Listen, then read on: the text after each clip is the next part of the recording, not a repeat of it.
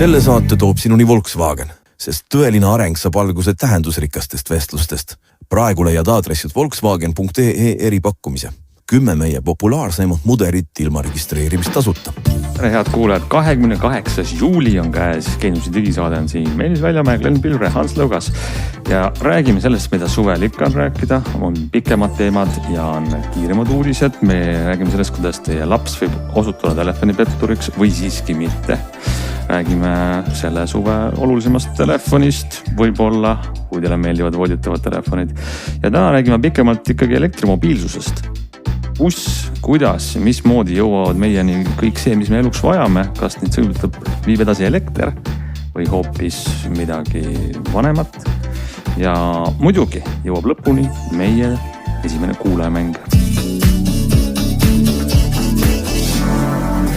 Ja nii alustame võib-olla sellisest, ma ei tea, avalikust hoiatusest või kuidas öelda, et te võite avastada, et no me teame, et telefonipetturid juba tegutsevad Eestis aastaid, teevad tundmatutelt numbritelt kõnesid, aga kuidagi on sellesse seotud meie lapsed. Meelis, kuidas? No, lapsed on seotud niimoodi, et eriti nüüd uue kooliaasta alguses kindlasti paljud vanemad tahavad oma lapsele osta telefoni või siis kas või mingi nuputelefoni, et temaga olla ühenduses ja vaadata, kus ta on. Ja sinna loomulikult on vaja siis telefoninumbrit, vahet pole, kas on liitumisega või kõnekaardina. Ja kui sa lähed operaatori juurde ja teed oma liitumise või võtad uue kõnekaardi, siis on suhteliselt suur tõenäosus, et sa saad kellegi vana numbri, sest numbrid lähevad teatavasti taaskasutusse. Et seadus näeb ette, et 6 kuud tuleb numbrit kinni hoida ja siis võib seda operaator võib seda uuesti nii-öelda müüki panna. Ja viimasel ajal on tekkinud päris palju probleeme sellest, et täiesti nagu kontrollimatult pannakse uuele ringlusele igasuguste petturite ja võlglaste ja muude inimeste kasutus olnud telefoninumbreid ja siis hakatakse vahest last pommitama siis kõnede ja sõnumitega, et anna mu maksa võlg ära või midagi veel hullemaga, eks. 6 kuud on lühike aeg tegelikult. Just, on lühike aeg ja me kolleeg Ronald uuris seda ka siin ministeeriumist ja ministeerium ütleb muidugi selle peale, et meie ei pea seda kontrollimist realistlikuks, et see ei ole nagu tehniliselt niisama lihtne ja päris palju on ikkagi see, et suurem probleem nende nägemuses on see, et telefoninumbris puhvitakse, ehk siis nagu nii-öelda sellisteks tegelikult kuskilt välismaalt ja näidatakse numbrit, mis tegelikult ei ole õige, eks ole, et see on nagu suurem probleem siis TTJA ja siis vastava ministeeriumi jaoks, kui selline numbriringlus, eks ole, mis võib-olla läheb nagu problemaatiliseks suhteliselt üksikutel juhtudel. Aga sellega peab arvestama, et kui sa saad nagu teise ringi numbri, mis on tõenäoline, siis võib juhtuda, et see on olnud kellegi sellise kahtlase kasutuses varem, et seda ei saa nagu vältida. Teate, kus on üks huvitav veebisait, mille ma hiljuti olen avastanud. Ja ma ei tea, kui kahtlane või ametlik see sait on, aga selle aadress on kelle-number.ee. Ja see on selline siis rahva kogumise teel tekkinud andmebaas, kus sa saad iga numbri kohta kirjutada, et see oli pettur, sealt müüdi mulle münte või muid asju. Ja ma ei imesta, kui see sait varsti kinni pannakse, sest see tundub väga selline isikuandmete mis iganes kogumine, aga ma tahan öelda, et kui te hakkate valima uut numbrit lapsele ja teil on valik ees, võib-olla tasub korra see number sisse lüüa interneti, kas sellel on mingi ajalugu, mis tuleb Google'ist välja. TTJA ütleb täpselt sama, et Google'daga seda numbrit ja vaadaka sotsiaalmeedias mingid kommentaare selle varasema kasutaja kohta. See on iseenesest nagu huvitav probleem või valdkond üldse, kui ma hakkasin nagu laiemalt tegelikult mõtlema, et võib-olla tõesti see muidugi puudutabki kitsast osa juhtumeid, aga teistpidi jah, ma võtangi omale mingisuguse numbri, teadlikult olen selline mingi skämmer, pettur, kaldkriips, kriminaal, möllan selle numbriga nüüd nii kaua, kuni ma surma saan või mind vangi pannakse ja siis isegi võib-olla viskangi selle numbri nii-öelda prügikasti ja võtangi omale järgmise ja võib-olla möllan sellega ka nii kaua ja just teadlikult vahetangi neid numbreid niimoodi, et nii nagu siin ma võiks just kui oma nime vahetada, vist hiljuti olidki mingid seaduse muudatused, et kui ma olen vist teinud mingisuguse suhteliselt radikaalse kuriteo või ettevõtmise, siis ma ei saa enam nime vahetada. Et tegelikult võiks ju numbrite puhul ikkagi ka ollagi minust selline filter just, et selles on nagu suur vahe, kas lihtsalt vanaema lahkub taevastele radadele ja number jääb alles või mingisugune sarimõrvar juhtumisi või sarivõlgnik lihtsalt viskab selle numbri prügikasti, et selles mõttes võiks küll operaatorid ju tegelikult mingis mõttes teha sellist tausta rehitsemist, et mis numbreid nad uuele ringile lasevad. Et ei tohiks võib-olla lasta uuele ringile sellist numbrit siis, et maksa võlg ära nii-öelda numbreid. jah, aga kuni nad seda ei tee, peame siis ise hoolsust üles näitama ja tegema eelkontrolli numbritele. No hea eelinfo. Googleda tasub numbrit ju igal juhul, see on selge, aga noh, siis on juba natuke hilja, et kui lapsel on see number antud ja mingisugused tüübid teda ahistavad. Ja kurb on lihtsalt see, et seda ei saa kuidagi vältida, et vanasti see ei olnud nagu, see on ju kestnud aasta, ma 10 aastat tagasi oli neid lugusid. Aga nüüd on see nagu läinud kuidagi massilismaks, võib-olla seepärast, et petturlus on tõusnud. Ja teine asi ongi see, et tõenäosus suurem on siis, kui sa saad endale mingisuguse kõnekaardi numbri, eks ole, mis ilmselt võib olla. Huvitav on see, et said saidi pealt, mida Hans nüüd reklaamis, kohe siis langesin reklaami ohvriks ja läksin siis vaatasin oma numbrit ja sain teada, et minu numbrit on kontrollitud täpselt 1 kord. Sa oled esimene kontrollija. See on vist esimene kontrollija ja arvustus on neutraalne ja keegi mulle hinnet ka pole andnud, nii et ma võin nüüd siia ise näiteks kirjutada, et see on ühe väga toreda inimese number. Kuulge, aga lähme siis edasi ja räägime, mis teil on veel hinge peal või kripelda, mida te tahate rääkida Samsungi uuest telefonist, mis meil eelmine kord, mida me mainisime Samsungi uuest, ma ei eksi, Flipist. Neid on 2 ja Flip ja Fold, et Meelis on olnud Flipiga juba siin pikemat aega vahekorras, aga minu vahekord on väga põgus, sest ma sain Foldi täna, võtsin karbist välja ja võin öelda, esimene muli on see, et teda ei saa ikka kohe kuidagi lahti teha, et ta on tehtud juba nii hästi selliseks telefoniks, mis ongi koos kogu aeg, et sa unustadki ära, et ta lahti käib, aga Flipiga on vist natukene teised rõõmud. No räägime siis Flipi muljed ära lühidalt vähemalt. No Flipiga on natukene lihtsam ja kuigi ega seda ka nagu super kerge lahti teha ei ole, aga samas ilmselt lihtsam kui Foldi. Võib-olla algust tuleb rääkida sellest, et mis on muutunud, sest et osad asju on muutunud, osa asju ei ole muutunud ja põhiline asi, kui seda kätte võtad, siis esimene asjana 2 asja, mida sa kohe näed. Üks on see, et ta on ikkagi selgelt ja tugevalt õhem, kuigi ametlikult on vist 1,2 millimeetrit on see erinevus, kui eelmine kord me rääksime siin 3, eks ole, ja siis käes hoides ja peale vaadates on ta ikkagi nagu selgelt õhem. Ja teine asi, mida sa kohe näed, on siis see väline ekraan, mis on nüüd 4,1 tolli suurune, katab praktiliselt kogu selle välimise esimese külje ära.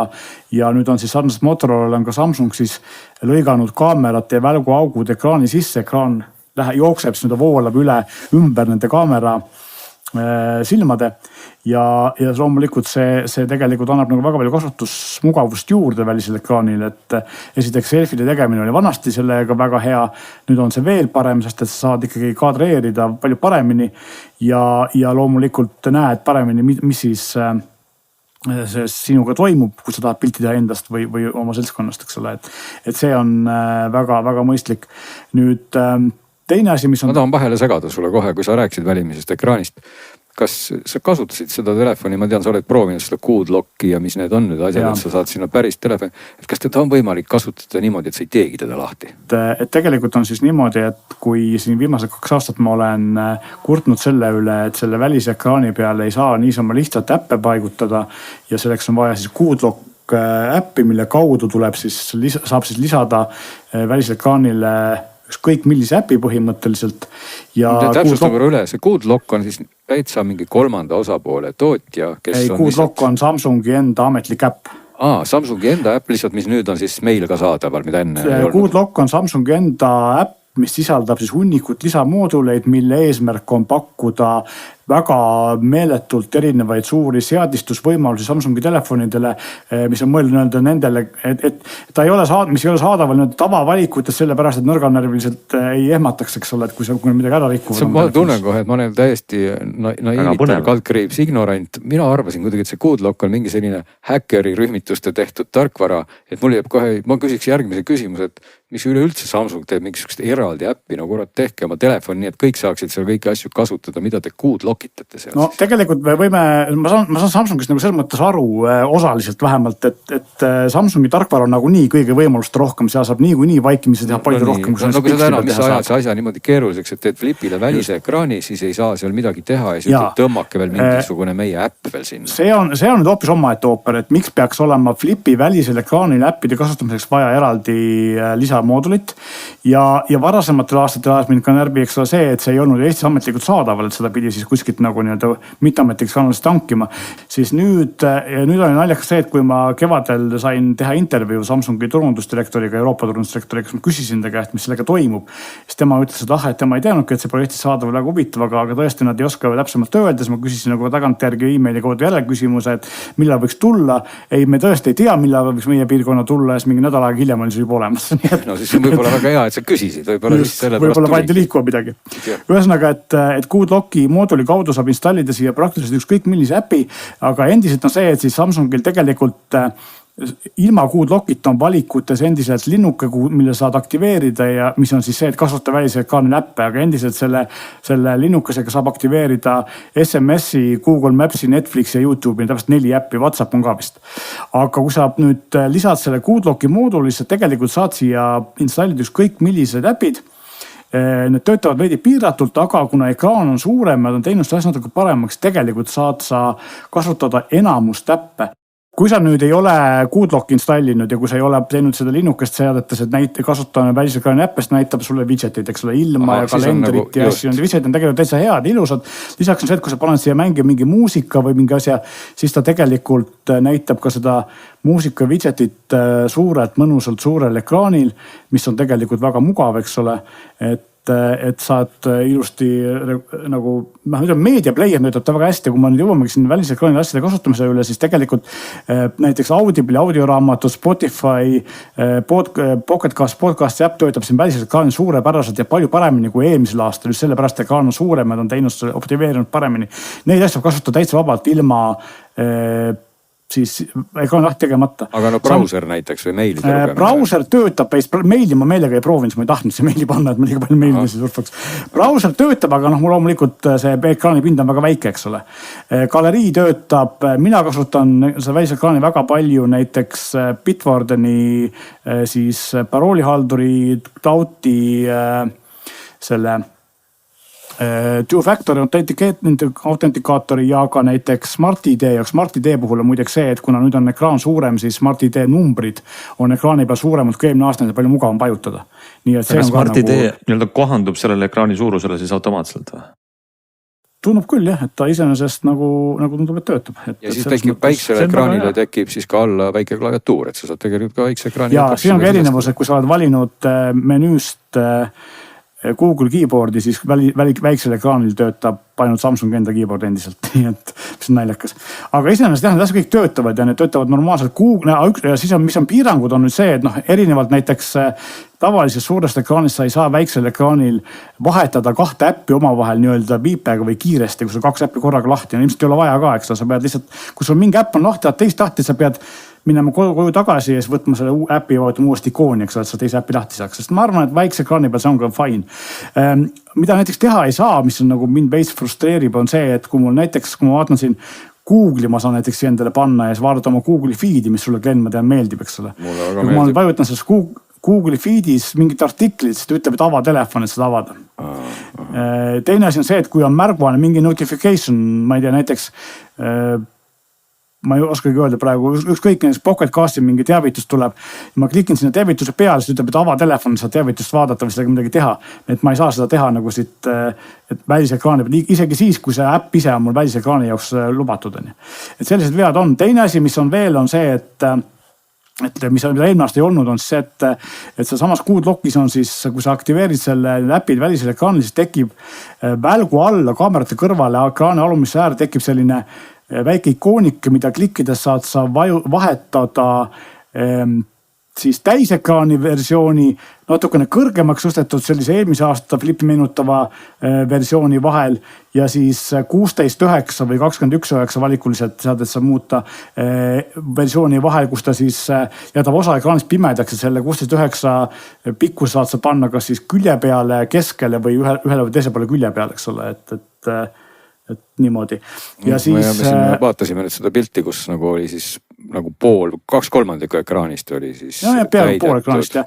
Meil on vaja ekraanilugerit Glenni kujul, sest et Meelis näitamised siis jõuavad ka kuulajateni. Ja ma loodan, et ma suutsin seda piisavalt hästi selgitada, aga iseenesest mida ei ole, mis tegelikult konkurent Motorola on hästi teinud, on see, et see sama 16.9 või kui sul on leht, mis töötab paremini nii-öelda pikana, eks ole. Siis Motorola laseb pöörata ekraani pikerguseks ja siis ta paneb selle nagu nii-öelda kaamerad jätab külje peale ja paneb selle lehe niimoodi pikemalt. Nagu landscape'i maastikuvaatesse selles mõttes, et ta keerab. Samsungi puhul ma saan aru, igal juhul see ekraani kuva jääb sellesse nii-öelda vertikaalvaatesse või portreevaatesse, eks ole. Kui sa keerad telefoni viltu, siis ta ei lähe maastikuvaatesse automaatselt. Ta ei lähe mitte kuskil jah, aga Motorola on see, et kui ta on sul nagu täisekraan, kui sa keerad ta viltu, seda vastupidist ta läheb nagu nii-öelda portreevaatesse. Siin tegelikult üks küsimus natukene kogu selle asja juures ikkagi taandub sellele inimese kasutus justkui harjumusele, et ma praegu, ma ise nii palju, kui ma olen neid flippe katsetanud, et ma olen ka neid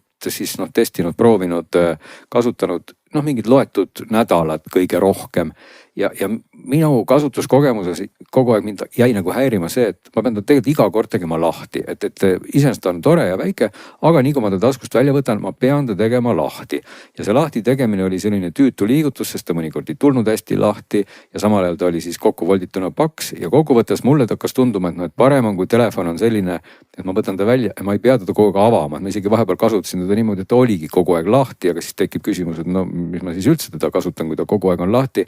Aga teistpidi, kui ta on kogu aeg mul kinni jälle ja see ekraan on nagu väike, siis tõesti on mul sellised piirangud ja mul jääb küsimus, et millal ma siis teen seda nagu lahti, ehk et minu segane jutt nagu sihibki sinna, et erinevalt Foldist, mille puhul tegelikult igapäevakasutuses nüüd täna mulle juba tundub, et eriti kui ma teda lahti ka ei saa, siis ma tegelikult kasutangi teda juba väga hästi justkui kinnisena. Ma saan tegelikult teha põhimõtteliselt kõik asjad ära, mida ma saingi teha ka täna, aga kui mul nüüd on pikem WC paus, siis ma teen telefoni lahti ja siis mul on suur ekraan ja ma saan kõike teha, et ühesõnaga küsimus jääbki, et millal nüüd, et kuidas see flipi kasutusmuster on, et flipi tuleb ikkagi teha kogu aeg lahti, eks ole. Ma vastan su küsimusele. Esimene asi on see, et selle kasutuskäigus, mida mina olen nüüd kasutanud üks nädal aega, kasutasin ma teda üllatavalt palju väikse ekraaniga, tegin vähem lahti, kui ma arvasin ja ma arvan, et see ongi ideaalne lahendus selle jaoks, kui sul on, tahad nagu täisväärtuslikku telefoni, aga samas sa tahad nagu tekitada veidi frictionit, et sa ei teeks kogu aeg seda meili äppi lahti ja kui sul on siin muusikaplayeri või podcasti kasutada, sa peagi seda nagu lahti tegema, eks ole. Okay. Ja selle jaoks see töötab nagu paremini ja üks asi, mida ma siin mainimata, et ka väline ekraan on ikka 120 Hz, et on oluliselt sujuvam, kui eelmine aasta oli. Ja sellepärast ongi see, et kuigi tal on suhteliselt tagasihoidlik protsessor Exynos 2500 Samsungi enda oma, mis on tegelikult väga sarnane oma jõudluse poolest Samsungi eelmise aasta Flip 6 kasutatud Snapdragoniga, siis selle üle võib küll kurta, et ei ole jõudlus suuremaks läinud, aga samas efektiivsus on paremaks läinud. Aku on nüüd 4300 mAh, ehk siis 9% vist või 8% suurem kui eelmine aasta. Ja kui ma eelmine aasta ütlesin, et peab ikkagi kindlasti iga päev laadima, siis praegu mina olen küll nii saanud, et kui ma kasutan teda nii, et ta on ikkagi selline, kuidas öeldes, ma teda tegelikult ei ava nii tihti ja siis ma saan ikkagi venitada ka 2 päeva välja, nii et selles mõttes täitab oma eesmärki nagu sellisest pidevast scrollimisest võõrutamise mõttes. Kaamerad on täpselt samad, mis eelmisel aastal, natukene on muudetud töötlust, põhikaamera teeb okei pilti või isegi head pilti, ka 2-kordne hübriidsuum on päris hea, isegi 4-kordne digisuum on suhteliselt kasutatav, 10-kordne digisuum enam mitte. Ja samuti on siis ülilainurk, mis on fikseeritud fookusega 12 megapiksel, täpselt sama, mis eelmine aasta teeb ka enam-vähem pilti paremini kui siin nii mõnedki 8 megapiksel ülilainurgad, aga selle raha eest praegu võib-olla tahaks juba saada paremaid kaameraid. Aga see on selline kompromissi koht, mis nagu selliste telefonid alati paratamatult on. Sisemine ekraan on ka natuke suurem ja üks asi, mida ma enam ei maininud, et nii sisemine kui väline ekraan on läinud laiemaks ja need on nüüd palju mugavam kasutada, möönutavad rohkem mingit tavalist Samsungi telefoni, siis just see sisemine ekraan, eks ole, et ta ei ole nii kitsas, sama on juhtunud Foldiga, eks ole, ja ta on, tema peal on parem trükkida klaviatuuriga, sealt pealt on parem asju vaadata, et kõik see asi on läinud salaja natukene ja minimaalselt paremaks. Üks asi, mis ma ei ole siiamaani aru saanud, keegi peale minu sellest ei räägi, ükski välismaine ülevaade pole maininud, aga sisemiselt ekraanilt mulle näib vähemalt, et siin ei pea seda olema, on kadunud siis seni varem kohustuslik olnud väline kaitsekile, mis siis, kui sa viipasid paremalt või vasakult äärelt, et liikuda lehtede vahel või minna tagasi, eks ole, siis ta jäi nagu ikka ekraani kaitsekiled jäävad, et ta jääb nagu sõrme alla tunda, eks ole, see kile äär või kuidagi, et ta on nagu veits ebamugav. Siis nüüd on see, ilmselt see kaitsekile on siin ekraaniga lihtsalt tasapinnaline nüüd, et ta ei ulatu välja ja ei paista silma, et see siin peal oleks või tegelikult, et ei olegi ilmselt, sest nad on võib-olla saanud selle ekraani enda nagu paremaks. Ja teine oluline muudatus selle kaitsekile puudumise puhul on see, et kui eelmine aasta ma mäletan, ma kurtsin selle üle, et see kaitsekille oli polariseeritud ja polariseeritud päiksepillidega oli seda võimatu lugeda samamoodi nagu Ken mäletab, kuidas ma ei näinud mingis autos seda heads-up display'd, eks ole, päiksepillidega. Sest sul on polariseeritud päikseprillid selle pärast. Et samamoodi ma ei näinud eelmise aasta Flip 6 puhul seda ekraani eriti hästi päiksepillidega, sel aastal seda muret ei ole, päiksepillidega saab seda väga hästi lugeda. Nii et see on ka minu arust positiivne üllatus. Lõpptulemusena ma ütleks seda selle telefoni kohta, et endiselt see soovituslik müügihind 1200 eurot ja tegelikult siin nüüd on ta ametlikult müügile jõudnud, eks ole, kui see saade meil eetrisse läheb ja võib-olla on see hind ka natuke kukkunud või ta kohe kukub, sest et mina ikka endiselt võib-olla 1200 euro eest ei soovitaks seda osta, aga ma tean, nende Flipide hind ka eelmine aasta kukkus kiirelt alla 1000 euro ja selle raha eest on ta võib-olla isegi täitsa selline okei telefon, kui sa nagu tahad midagi teistsugust ja mina võib-olla endale sellist telefoni ei ostaks, aga huvitav on see, et üle tüki aja tekitab see telefon minus selle emotsiooni, et ma tean, et ma pean seda kohe tagasi andma ja mul on kurb seda tagasi anda, eks see meeldib mulle rohkem, kui ma oleks arvanud. Et see on nagu hea. Ja muidugi teine on see, et me teame, et Samsung tegi hiljuti ühe telefoni, mis Eestisse ei jõudnud, see on nimelt siis see S25 Edge, kui mälu mitte vetame, siis ülikitsas, eks ole, kui te mäletate. Ja mina ütleks, et kuigi Edge'il on natukene parem põhikaamera, siis mina Edge'is mõtet ei näe sellise kitsal telefonil ja mina Edge'i raha eest sama raha ostaks pigem just sellise volditava, mis teeb ta tegelikult kokkuvõtteks veel kompaktsemaks taskus, nii et. Selge, väga hea ülevaade. Ja läheme oma saatega edasi meie külalise juurde, kelleks on täna Merli Ainsaar Volkswagenist ja kohe me paljastame ka, millega Merli Volkswagenist tegeleb. Me oleme siin rääkinud igas saates mõnes vähem, mõnes rohkem sellest ka, kuidas digisaate meie teemad ampluaas on sõidukid, autod. Glen, sa sõidad siin peaaegu iga nädal millega meie kuulajad võib-olla erasõite võiksid teha, aga igaühele meile veereb ka võib-olla koju või supermarketi ette ka mingi muu sõiduk, mis toob meile paki süüa, tiibklaveri näiteks koju on ju. Igatahes sõidukid on mitmeid ja Merli, sina tegeledki Volkswagenist kõigi nende sõidukitega, mis ei ole siis erasõidukid või sõiduautod, vaid mis see kategooria on, mis neist üle jääb? No kõigepealt tere, et jah, mina tegelen siis Volkswagenis selle osaga, mida kutsutakse tarbesõidukiteks. See on see siis, mida inimene ei osta endale oma sõitudeks, aga tegelikult me sõltume nendest sõidukitest, nad toovad meile ju, veavad kogu meie majanduse, hoiavad liikumises tarbesõidukid. Just, me oleme just nagu need hallid kardinalid, kes toimetavad siin ekraanide taga, nii et meie kõikide elu toimiks. No ja eks meie huvi on muidugi siin saates ka küsida ja vaadata tulevikku ja arutada, kus me oleme ja kuhu me läheme, et tundub, et see pööre on nagu väga selge juba sõiduautode seas, et inimesed sõidavad elektrijõul, mõnikord täiesti, mõnikord koos mingi sisepõlemismootoriga ja see elektrisõidukite seas on neid tegijaid erinevaid ja kes on eesrindlikum, kes on konservatiivsem. Aga ma pean tunnistama, et ega ma täpselt ei tea, et kas näiteks minu pakid või minu toidupoodi toidu, kas selle toob ikkagi enamjaolt selline diiselmootoriga veok, tarbesõiduk või seal vallas juba liiguvad tegelikult sõidukid ka elektrijõul? No see termin vist, mida sellest kasutatakse, on see last mile delivery, et ehk siis see kuller ja viimane see pakivedu. No täna ta enamasti on ikkagi sisepõlemismootori peal, ma arvan, suur enamus, kuigi elekter on seal väga armastatud, kui me võtame näiteks linnapildis hästi nähtud TPD kaubikud ja kui uskuda nende tagasisidet, siis ütlevad, et elektri kaubik sellises viimase miili ehk siis viimases loovutuses on tegelikult kõige mõistlikum. Et ja ta on vaikne, ta sõiduulatus on piisav. no ütleme, et kui sisepõlemismootoriga on siis selle mootori ülessoojendamiseks, igasuguste diislifiltrite puhastamiseks, sellest lühikestest otstest tekivad nagu lisakulud ja lisaajakulud, et siis tegelikult elekter nagu make sense. aga eks siin on palju müüte selle ümber, et miks ja kui kiiresti see nagu transformatsioon või siis see muudatus nagu või muutus turul toimub, aga mida me näeme, siis huvi selliste pakivedude osas elektrifitseerimiseks on igapäevane.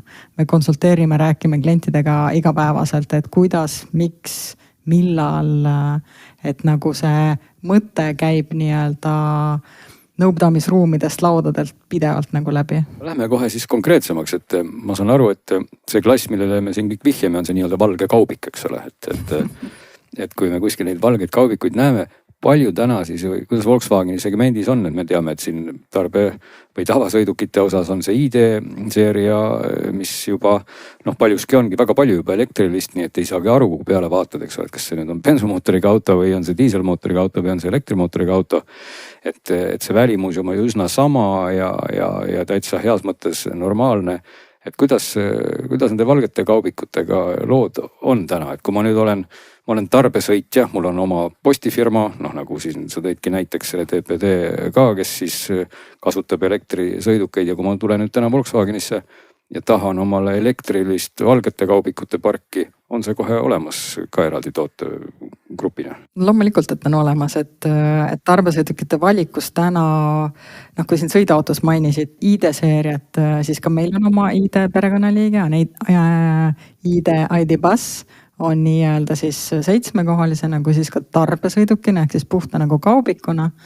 Ja kui me võtame kõik tavapärased nagu mudelid alates Cadist kuni Crafterini, et tegelikult täna on elektri siis mootor või elektrivõimalus on kõikidel mudelitel olemas ja ega väljast ei erista. Kui auto sõidab mööda, et siis nii-öelda väliste tunnuste järgi tegelikult on raske aru saada, et millal see auto siis sõidab, et ta ei erine. Ütleme, et kui ID-Bus välja arvata, et ta on lihtsalt nii efektse välimusega, aga muidu võtta siin Caddy või Transporter pealt näha täpselt samasugused sõidukid. Aga on nad kallimad siis ka või kuidas see tänane trend on?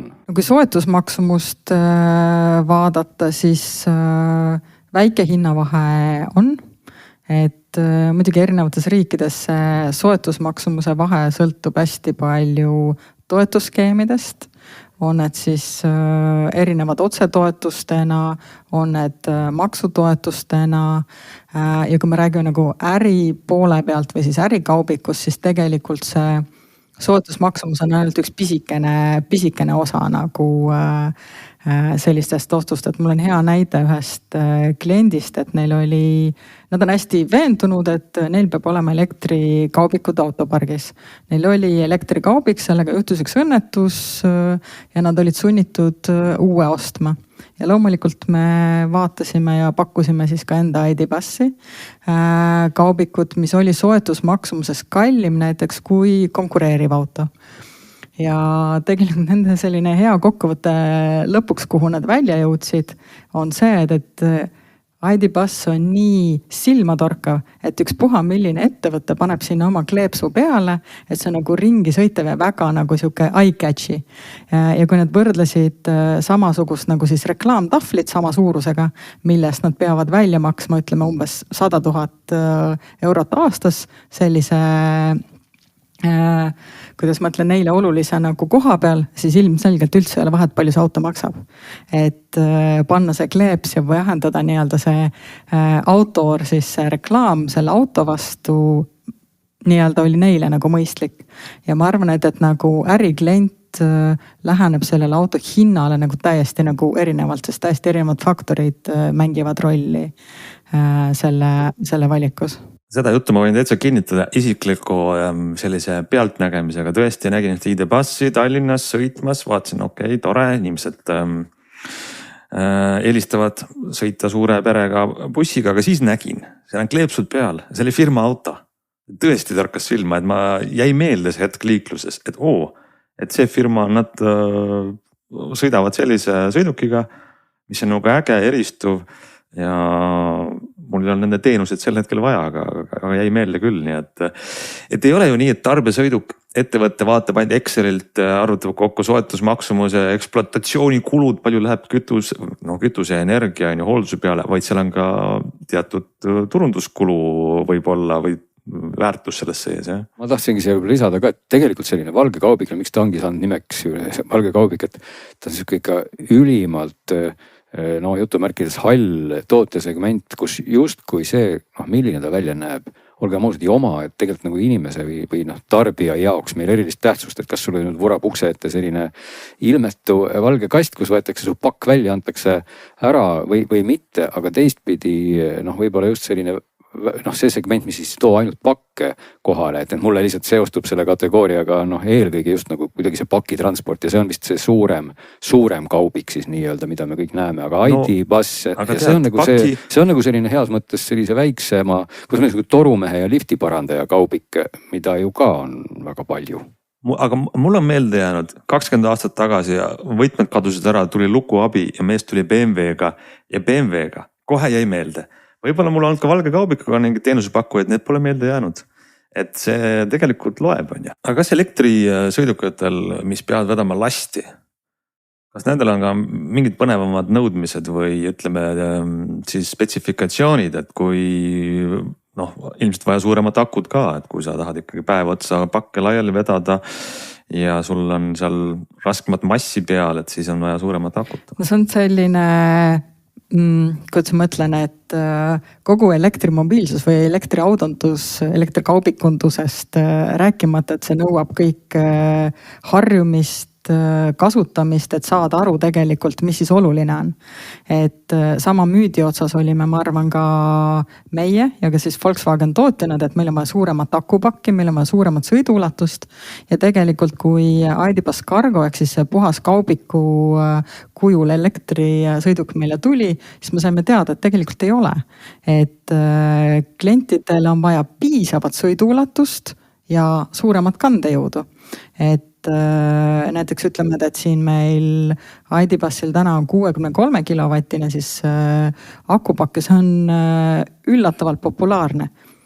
Mis on isegi suhteliselt väike tegelikult mahu. Ta on väike, ta pigem on väike, kuskil selline kuni 300 kilomeetrit sõiduulatust, aga oluline on, et see annab 100 kilo kandejõudu juurde. Ja näiteks kliendid hindavad seda rohkem, sest ütleme, et selline päevane marsruut nii-öelda siis depoost objektile, kus ringil käiakse ja siis nii-öelda laadimisühendusse, kas siis depoosse või siis saab objektil laadida, et see on piisav. Aga olulisem on see, et ma saan võtta 4 kilo tsementi kaasa, ma saan laduda 20 ruutu müüri sellega, et see on oluliselt nagu olulisem sellele ettevõttele, kui siis see, et ma kannan kogu aeg 500 kilomeetrist sõidulatust kaasas, mida mul vaja ei ole. No siit kohe nüüd järgmine küsimus oleks just selle laadimise poole, sest ma näen nagu Eestis eraisikutega rääkides väga paljud takerduvad ikkagi elektriauto ostul täna või peaaegu isegi kõik just selle taha, eriti elanikud, kellel ei ole oma maja. Ja isegi juhuks, kui mõnikord on oma maja, ei ole piisavalt seal seda liitumisvõimsust ja mida iganes. Just nimelt laadimisvõimekus. See, et kust ma saan autot laadida, kui mul on veel vaja ühte autot laadida, siis võib-olla heal juhul ma leian selle võimaluse, aga see läheb järjest keerulisemaks. Aga kui mul on vaja ikkagi tervet autoparki laadida, see on see ikka ju väga oluline küsimus. Muidugi, et on. Ja see on see, milles me nagu konsulteerime oma kliente, mõtlemaks selle peale ette. Et tegelikult, mida me näeme, on, kui me räägime suurettevõtetest, kellel on oma tootmine või omad suured rajatised, enamikke neid täna juba varustatakse siis jätkusuutliku elektrienergiaga. On see tuul, on need päiksepargid, et neil on seda juba vaja oma nii-öelda äritegevuse siis teostamiseks. Et see autopargi sinna lisamine on nagu see kõrvalefekt või see kõrvalboonus. Et kasutada ära siis seda elektrienergiat näiteks öisel ajal, kui siis tootmine seda ei vaja või siis külmutamine. Sõltub millega nagu siis ettevõte parajasti tegeleb. Et ja seal on siis pigem just see, et neid laadimispunkte siis parklatesse rajada. Või kui võtame nagu üleüldise nagu sellise avaliku taristu, laadimistaristu, siis tegelikult seda on rohkem kui vaja on. Lihtsalt me ei tea seda, kui me neid autosid ei kasuta, et siis see on nagu, ma arvan, täna ikkagi ka Eestis suhteliselt müüt, et ma ei saa kuskil laadida. Et tegelikult on laadimispunkte on rohkem kui küll ja liiatigi on ju see, et kui me võtame tööotstarbel kaubiku, siis see sõidab kuskilegi objektile. Näiteks on see ehitusobjekt, siis ta seisab seal ja tegelikult sellest samast tavavoolust see auto võib seal aeglaselt päev otsa laadida, kui vajadust on näiteks. Või siis kui on kiiremad, on enamik objektidel tööstusvoolud olemas, et tegelikult kuulates kliente ja tagasisidet, siis see laadimine ei ole üldse nagu teema enam, kellel on elektrikaubikud või siis elektritarbesõidukid olemas. No mulle siiski kuidagi tundub praegu, et kui ma kehastuks nüüd selliseks keskmiseks väikeettevõtjaks, mul on plaan näiteks osta, ma ei tea, 5 kaubikut, võib-olla 10. Nad laevad seal, kui ma midagi ei piira, siis nad laevad ikkagi 11 kilovatiga. Kui ma tahaks tõesti neid iga öösel nüüd laadida, siis ma ikkagi olen olukorras, kus mul peaks olema seal vaata, et vähemalt 50–100 kilovatti ikkagi võimsust. Loomulikult võib-olla mingid targad laadijad hajutavad seda. Ehk et kas see on nagu, kui ma nüüd tulen sellise küsimusega Volkswageni ukse taha, et kas see on ka asi, millele te justkui lahendust nüüd nagu pakuksite või vähemalt ütleksite, kuhu ma peaks edasi minema, sest kui ma neid ikka öösel kõiki laadida ei saa, siis ma päeval ju nendega ikkagi hästi sõita ka ei saa. Ütleme, et kui klient on selles mõttes jännis natukene, siis meil otseselt nagu enda lahendust sellel ei ole, aga me kindlasti nõustame ja aitame edasi siis õigete inimeste poole, et kuidas sellega hakkama saada. Aga kui praktikas võtta, et ettevõttes ongi see 10 kaubikut, mille täna sõiduulatused on 300+ kilomeetrit, siis kõiki ei ole kindlasti vaja laadida üle oma nii-öelda depoos, et see on nagu ka see nii-öelda praktiline pool. Ja ettevõtte, kellel juba on 10 kaubikut, neil kindlasti on ka juba mingisugused suuremad sorti lahendused olemas. Ja miks ma seda niimoodi võib-olla siin rõhungi rohkem, et me ise või mina olen siin ka aastaid elektriauto omanik, Hans samamoodi. Me tegelikult väga hästi kujutame ette, kuidas elu elektriautoga käib, aga see ikkagi põhineb väga suuresti koduse laadimise olemasolul. Et ma siiralt ei kujutaks ette olla täna elektriauto omanik, kui mul ei oleks öist laadimist, et siis ikkagi nagu stressifaktor oleks väga kõrge tegelikult, sest fakt on see, et elektriauto laadimine võtab aega. Iga päev ma ei saa ikkagi planeerida omale siis, ma ei tea, poole tunnist poes käigu kogu aeg ja nii edasi, et väga stressivaba on ju see, kui ma võtan hommikul ikkagi piisava laetusega auto, sõidan päevasõidud ära. Ma ei pea üldse päeval mõtlema, mis mul laadimisega on. Öösel jälle juhe taha ja ma üldse ei mõtle, mis ajal see auto laeb, valib soodsa elektri välja, saab täis. Et sellepärast ma võib-olla seda poolt kuidagi niimoodi liigselt isegi rõhutan, aga kui ma panen ennast nagu töömehe rolli ja tahaksin ruttu jõuda objektile oma mis iganes kühvlite või puuridega, siis kindlasti ei tahaks ma nagu mõelda, et kas selle kliendi juures saab parajasti laadida või ei saa, et see kuidagi ei oleks sulle hea mõte. Ega see muidugi on hea, kui saab nii-öelda võtta siis töökohast auto ja teha oma päevased toimetused ära ja see kindlasti on ka üks elektriauto eeliseid, et kui saab nii-öelda kontoris laadida, võttes juba raamatupidamisele, see on üks aruanne, ei ole mingit kütusearuandeid, et see on palju kiirem selle samale autojuhile, ei ole niisugust lisaajakulu nagu, et sellel on kindlasti teatavad eelised, aga ma arvan, et elektriautode, kellel veel ei ole, et võib-olla see ongi see, et elekter on nagu võõras, inimesed ei saa nagu aru, et see bensiin ja diisel, see on kuidagi nagu tavainimesele arusaadavam nagu mõiste, et mis asi on kilovatt ja amper, kõik see on nagu nii keeruline, et ma arvan, et tihtipeale isegi see võib-olla jääb sinna nagu, et rääkida mingitest akupakkidest täna ka väga nagu arukatele klientidele tundub nagu sihuke arusaamatu ja ikkagi nagu keeruline, et ma arvan, et siin seda, kas mõtled teadlikkuse tõstmist, meil on ikka palju tööd teha. Aga ma tahan küsida seda ka, et see on väga, väga huvitav ja põnev ja kindlasti meil on ka kuulajaid, kes tahavad oma võib-olla mõelda selle peale, kuidas laieneda tarbesõidukite elektrimobiilsusesse, aga meie saade alati käib natukene kurvist eespool, vaatame nurga taha, mis tulevik toob ja tegelikult meie kuulajad tegelikult teavad juba, mis on kilovatt, ma arvan. Glen, ära muretse, sa oled sellest rääkinud siin mitu aastat ja mina ka. Mind nagu huvitab see, et mis edasi saab, et praegu tegelikult on ju kas sõiduautode vallas on lahtine. Kas Euroopa linnad on ainult täis elektrilised, diiselmootor keelustatud või ikkagi jääb nagu siis segu erinevatest mootoritest, mis veavad meie sõidukad edasi? Mis on nagu tarbesõidukid tagasi hoiab või edasi lükkab? Kuhu see läheb 5 aasta pärast, et kas elekter laieneb või jääb see hübriidlahendus, et sul on nii elektrit kui ka vedelkütust kaasas sõidukis ja siis vastavalt kumbal vaja on, et kuhu see võiks edasi minna? Mina arvan, et siin selles mõttes ei ole isegi küsimust, et tulevik on elekter. Et ka tarbesõidukitel,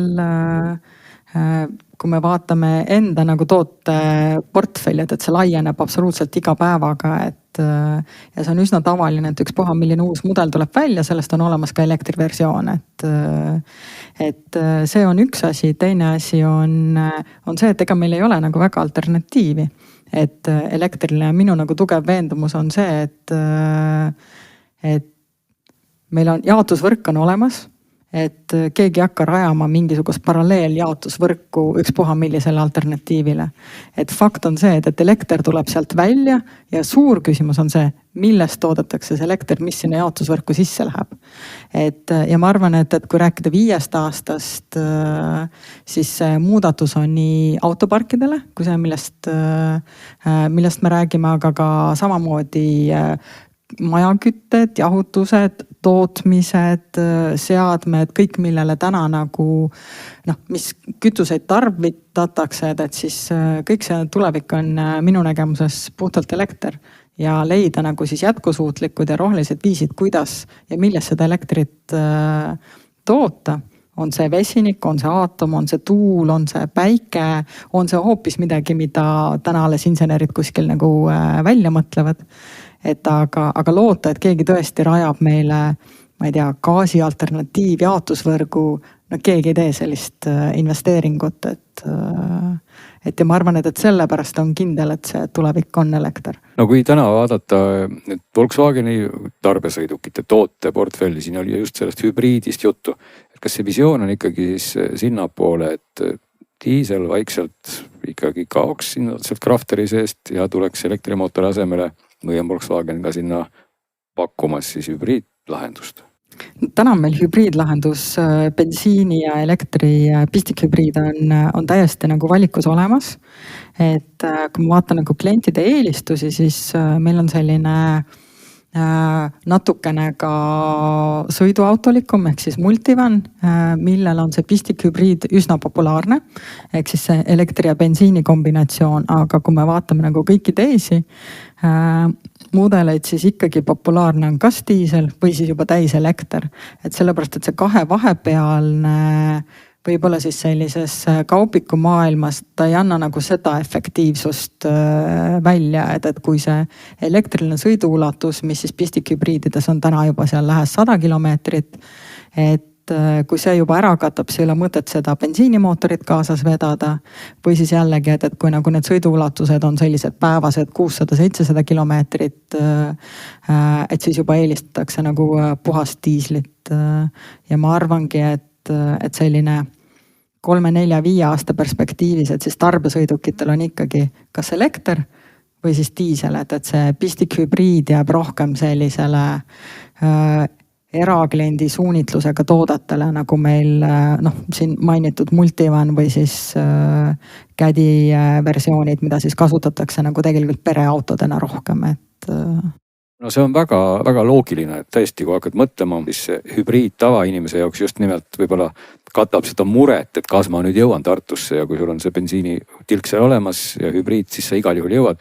Tarbesõidukina pigem võib-olla ongi siis oluline ja selline küsimus, kus ma tahtsin natuke jõuda, et teie sealt oma maja poolt kindlasti näete just seda suurt nii-öelda jutumärkides Exceli tabelit, et ettevõtjana võib-olla see emotsionaalne väärtus ei olegi mul nii primaarne, et mõnes mõttes võib-olla on, kui me rääkisime siin ID-passi sellisest eksklusiivsust välimusest, et siis see võib-olla on ka selline emotsionaalne turundusfaktor, mille saab ka sinna kulu või tulureale panna, aga just kui nüüd pannagi kõrvuti, ma ostan nüüd sellesama diiselkrafteri või ostan elektriversiooni.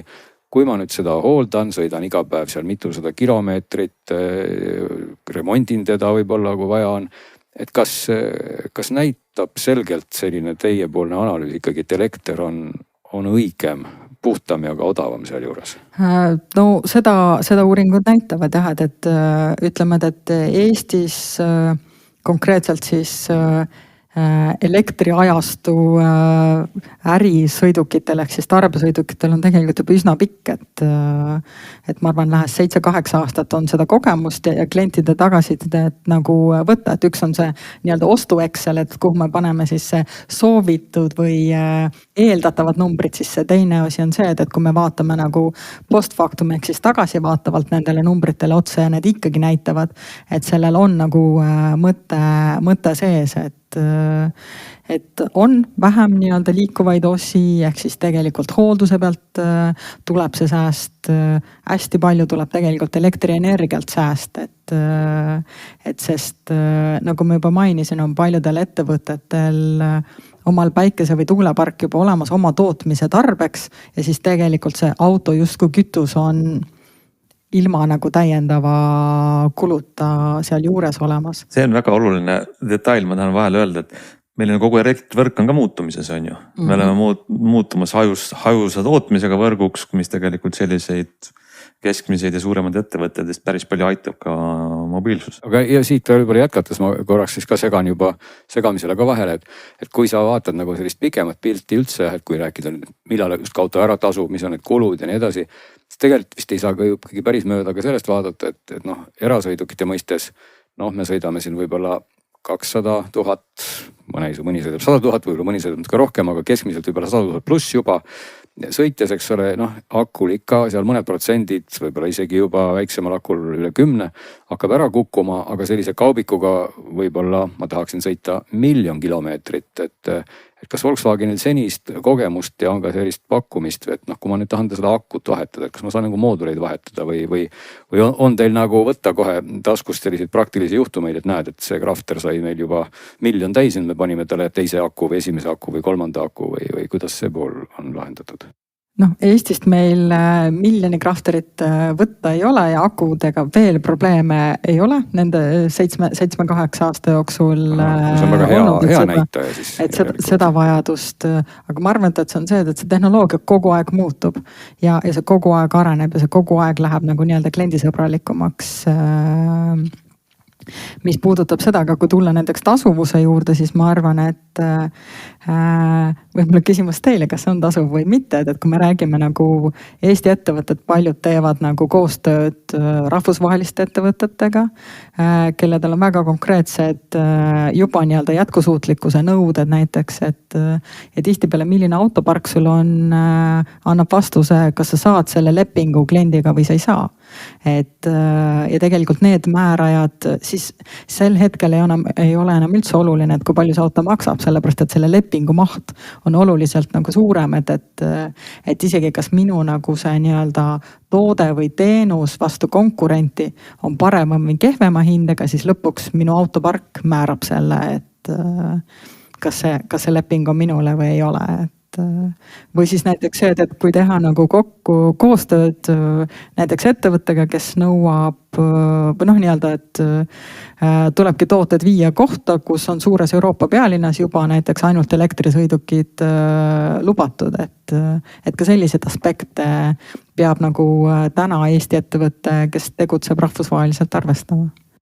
Aga kuidas Volkswagenil kuidas läheb siis ka ütleme seotusega Hiinaga, et ma tean, et vist mingid tehased on justkui Hiinas, et kogu seda innovatsiooni nagu vedada või kuidas sa nagu seda pilti suures osas näed, et kas Hiina on ikka väga ähvardav konkurent ka siis VAK Grupile ja kogu selle elektrifitseerimisega Euroopa vaatest? No jah, et ma tahaks ikkagi öelda, et see nagu hästi tihe koostöö.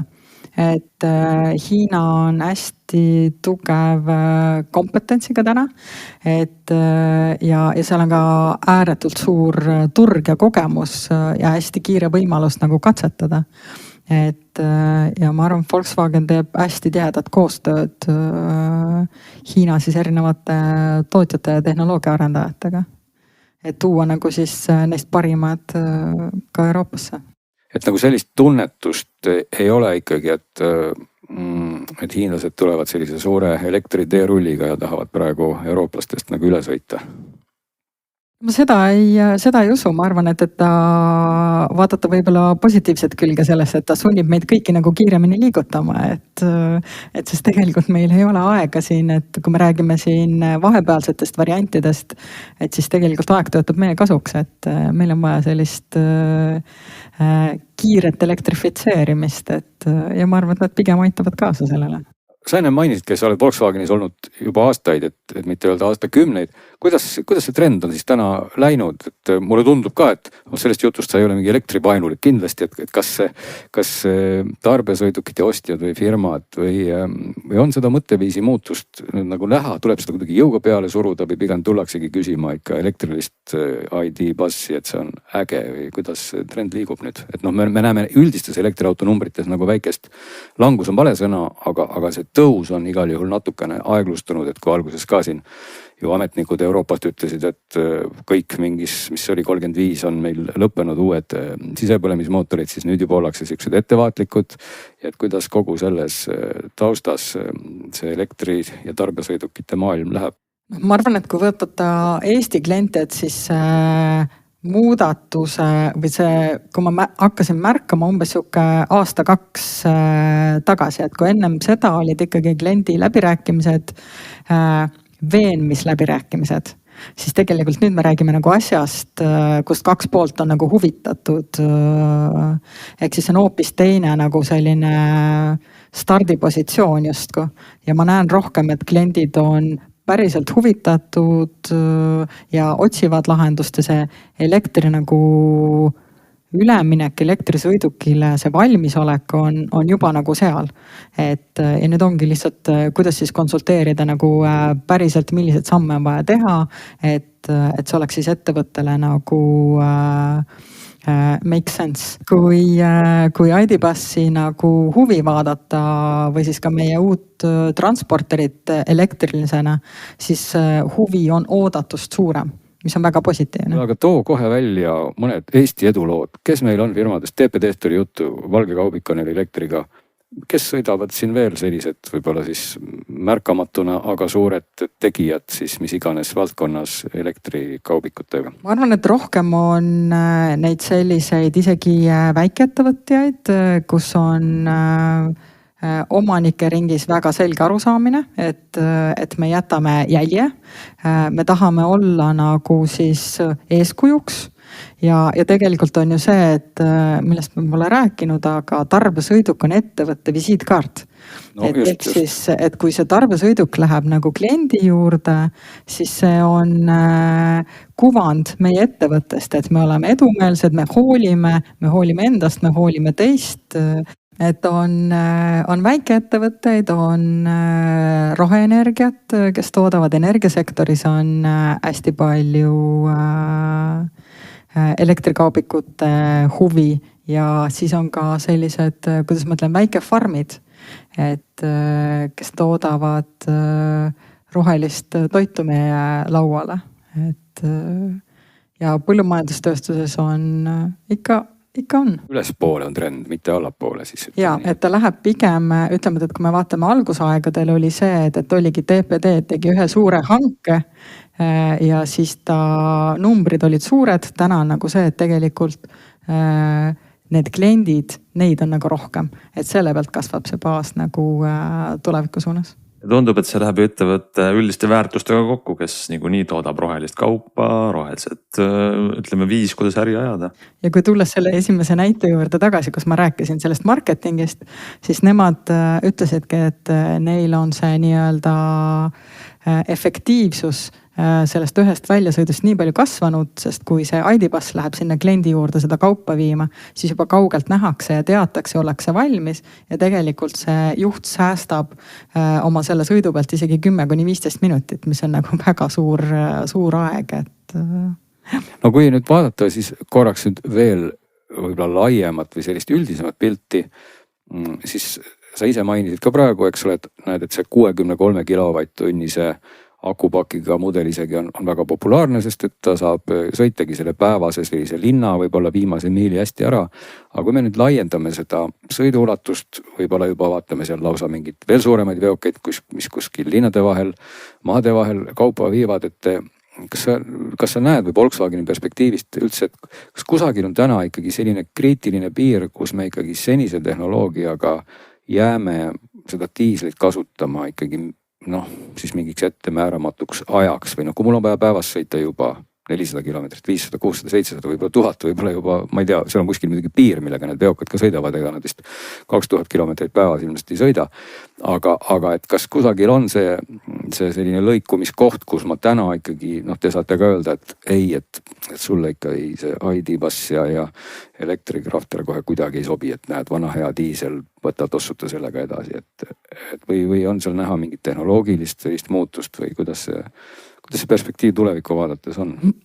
Ma arvan, kui me räägime töösõitudest, siis peamine määraja juhile on see töötund. Ehk siis 8 tundi töötundi pluss siis vahepausid ja tegelikult see määrab nagu selle, et see tähendab seda, et ikkagi juhti iseenesest reaalsuses üle 600-700 kilomeetri sõita nagu tavaoludes ilmselt see on nüüd see ülempiir vist hakkab mulle tunduma, kui seda matemaatikat. Baltikumi liikluse ja kiiruse juures kindlasti ja isegi tegelikult nagu vähem.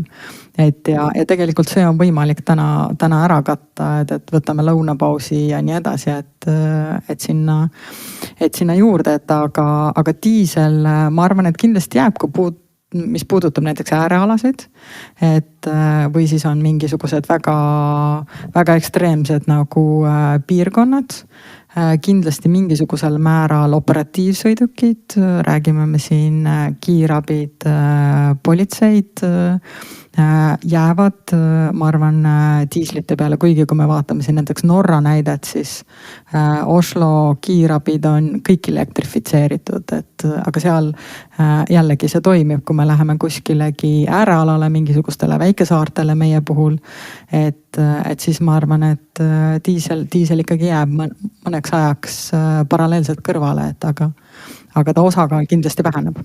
Igatahes selge sõnum on see, mida on kuulda Merli sinu jutust, et see trend on üles, elekter on tulevik, aga et see ei toimu mingit järsku kuristiku servamist üle ja kõik muutub, sest et alati on vajadused ja otstarbe võib-olla vastavalt siis selleks, miks sõita tehakse. Kas on võimalik teha 8 tundi linnas või on vaja sõita ka maanteel pikemat otsa.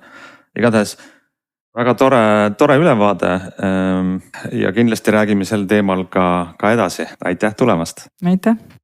No nii ja saate lõpetuseks lubasime siin mitu nädalat oma kuulajamängu võitja loosida ja tänase hetk ongi kohal. Meenutame, et meil on suurepärane karaoke mikrofon pakkuda karbis ja meile tuli ohtlalt korrespondentsi kuulajatelt, kes teadsid õiget vastust. Aga loosimine, kes nüüd hea on, Glen, korralda see meile ära. Igatahes ja kes võiks seda tänapäeval siis veel erapoolikumalt korraldada kui mitte AI ja oleme AI-le edastanud kogu pika nimekirja nimedest, kes meile kirjutasid. Ja palume tal siis nüüd teha juhuslikku valiku, et me ei hakanud AI-le edastama seda teist punkti. Meil tuli ka väga meeleolukaid lugude pakkumisi, tuleb tunnistada, et võib-olla peaks ka sellest mingisuguse kokkuvõtte tegema, sest tõesti oli tore vaadata, milliseid lugusid inimesed tahaksid laulda ja või kellele nad tahaksid seda mikrit hoopistükkis siis kinkida või anda, sest paljud ei mõtelnudki ainult iseenda peale, vaid ikkagi oma sõprade, tuttavate ja lähedaste peale, kellele seda kinkida. Et see oli ka tegelikult väga huvitav, aga seda infot me siiski AI-le ei andnud, muidu veel pärast äkki lekib see kusagile interneti avarustesse, aga need nimed on siis lekkinud sinna ja nüüd polegi miskit muud, kui ma kohe siis küsin, kas meie AI on valmis. Ta nüüd ärkab. Tere Helin, kas sa oled nüüd loosimiseks valmis? Absoluutselt. Nüüd valin ühe nime juhuslikult ja valituks osutub Aimar. Palju õnne Aimarile. Suurepärane. AI tegi oma töö ära. Ma ütlen veel ka siis selle info välja Aimari kohta, kes vastas õigesti.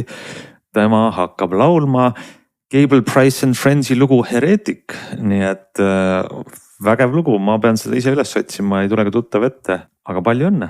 ja meie ütleme omalt poolt, et kindlasti korraldame midagi põnevat ka edaspidi, aga. Muide, korraldame, ma juba vaatan seda riiulit ja ma juba tahaksin ära anda järgmise auhinna, milleks on Blaupunkti toode. Aga küsimus ongi see, mis toode see on?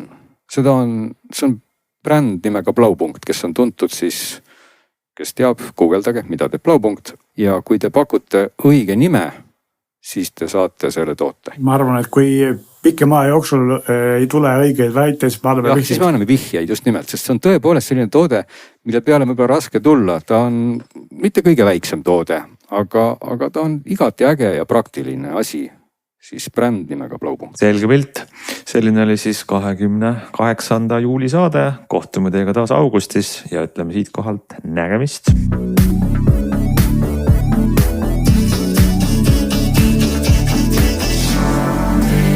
Saadet toetab Volkswagen, luues elukestvaid suhteid